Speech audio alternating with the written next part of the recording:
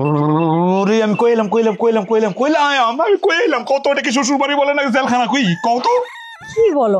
আগে যে তুমি বলতে হিট খাইছো, এই তোমার মাথার সমস্যা বাড়ছে নাকি? হ্যাঁ হিট খাইছি। আরে হিট তো খাইছিলাম বিয়ে না করার কারণে।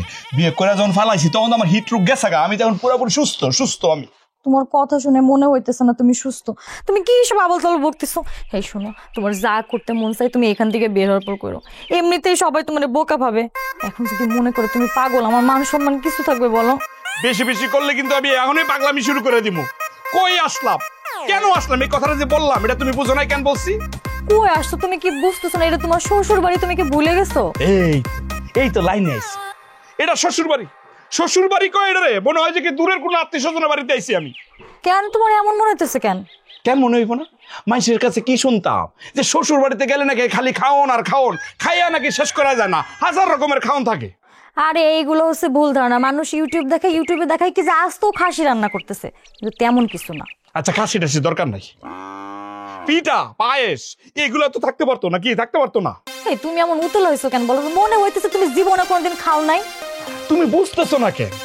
নিজের বাড়িতে খাওয়া আর শ্বশুর বাড়িতে খাওয়া কি এক হইলো? হ্যাঁ, আমার মনে হয় তোমার আব্বা মানে আমার শ্বশুর কিছুই করতো না। এই যে শাক, তারপরে কি ডাল, আর বড় জোর হইলে একটু মাছ, এর বেশি কিছু হইতো না। আমার বোঝা শেষ। আমি তো আসি, এত উতলা হয় না। শোনো, তোমার এই পিঠা খাওয়ানো ছাড়া এই বাড়ি থেকে বের করবো না। এখন খুশি তো?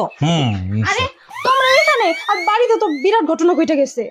কেন, বাড়িতে কি হয়েছে? আম্মার কিছু হয়েছে? আম্মার কিছু হয়েছে তুমি জানলা কেমনে? আম্মা কি তোমার কিছু কইছে? না বলে নাই, আন্দাজ করছি। আচ্ছা কি হয়েছে কত? আরে মালিক ভাই তো আম্মারে দৌড়ানি দিছে, আমি গেছি পরে আমারেও দৌড়ানি দিছে। আরে কি কও, মালিক ভাই দৌড়ানি দিছে? মানে মালিক ভাইয়ের মাথায় তো কোনো সমস্যা নাই। সমস্যা থাকলে তো সে বিদেশ করতে পারতো না? পারতো। আমার কথা বিশ্বাস করেন, মালিক ভাই তো চোখে দেখে না। রাতের বেলা দেখেন নাই উনি আমার হাত ধরছিল, আর তাছাড়া উনি তো আম্মারেও ফারজানা আপা মনে করে ধরতে গেছিল। ও এই কথা।